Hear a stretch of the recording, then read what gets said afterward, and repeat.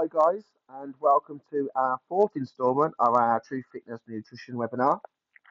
In this section of the webinar, we're going to be covering portion sizes and tips on why not to drink your calories. So the first thing we're going to start with is portion sizes. Okay, now, lots of people don't want to measure food, and I completely understand where it comes from. Something that we will look at doing in accelerators and something that is good in short term is often learning how to portion food. So this will entail weighing food sometimes, okay? It doesn't have to be all food, but it is very important to start weighing things like cheese. Granola is another great example, so that you can get the example of how big the recommended portions actually are.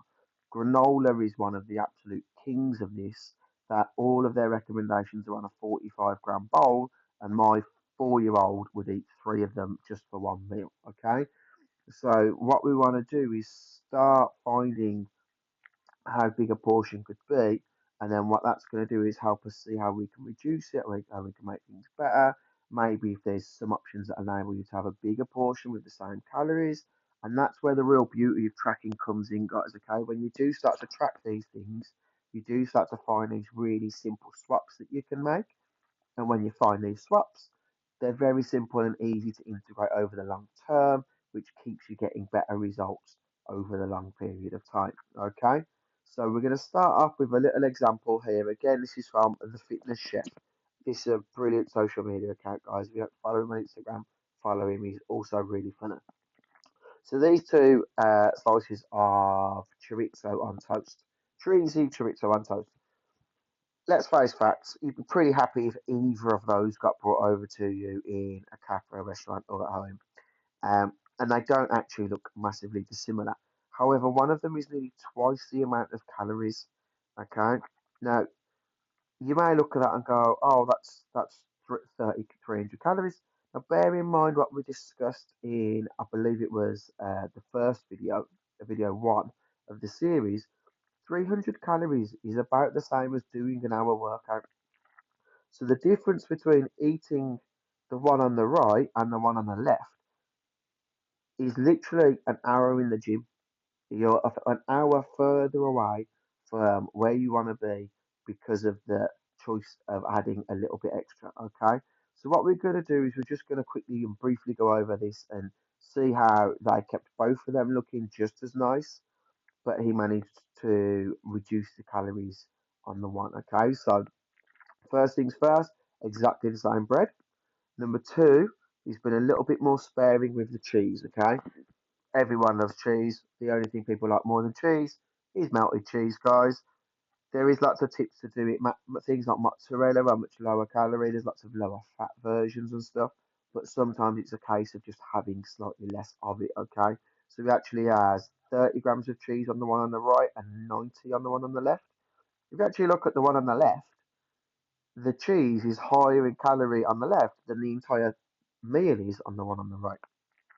He's reduced the amount of pepperoni slices, so instead of having nine at 150 calories, he's cut it down to four at 68 calories, and then he's topped it up with some cherry tomatoes for that higher volume food to add some more taste, and they're coming in at 6 calories. Okay, so it's much smarter choices to get the same overall taste and benefit.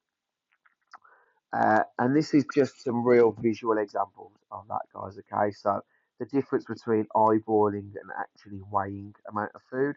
So this is something that you can always pause now and have a look at.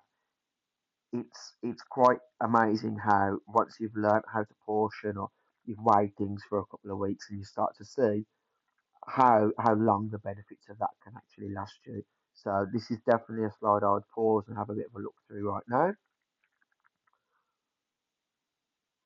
The next one is again, it's well worth pausing, zooming in, screenshotting. These are just some really simple explanations on how you can still eat the same foods, but learning to control your portions slightly better can have a dramatic overall effect. If we zoom in on this bottom right one, so between all of those meals, the difference is about just what 3,000, just under 3,200 calories. So that's about a pound of fat just from swapping those things for one time. Okay. Again, we look at the wins on that. We look at the difference in if you work it out as gym sessions. If you look at the difference between the Ben and Jerry's ice cream, between the big tub and the small tub, the difference is 800-ish calories. That's pretty much what 2.5, 3 hours worth of working out. That's a lot of calories that you can save by just picking the smarter option while you're still in the shop. Okay. The second half of this video, we're going to talk about don't drink your calories. Okay. Now, this is a really common one that we see these days with the entire Starbucks culture.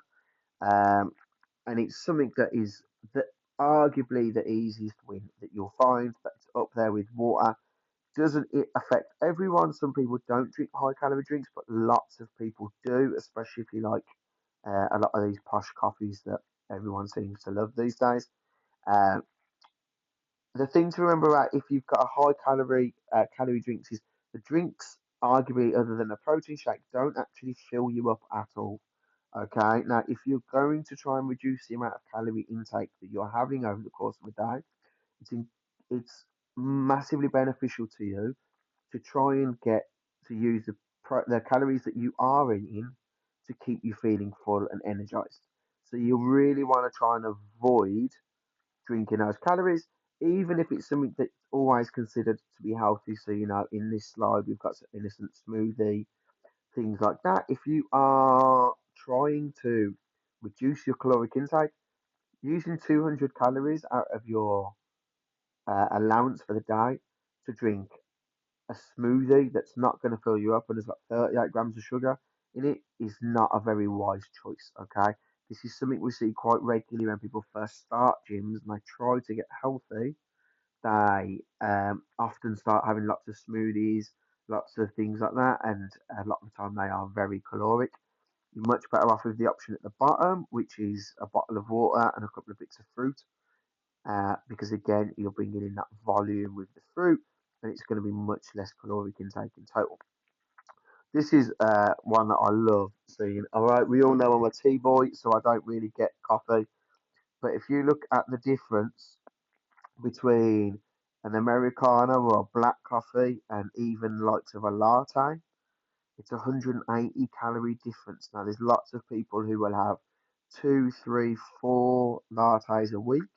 There's probably lots of people who have 7 or 8 lattes a week. Okay, if you're having one of them ultra caramel frappa lappa wappuccinos as well, they're literally a meal in a drink, and as soon as it's gone, you're just going to be hungry, guys. Okay, if this is something that you do, you like a cappuccino or a latte, if you can switch that over to being a black coffee or an Americano, that's going to be a super, super simple win for you.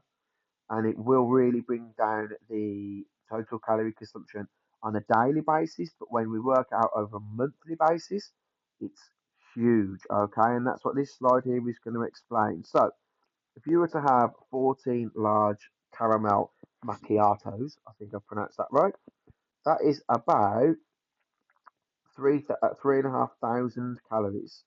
So in the course of a month, that is 15,500 calories.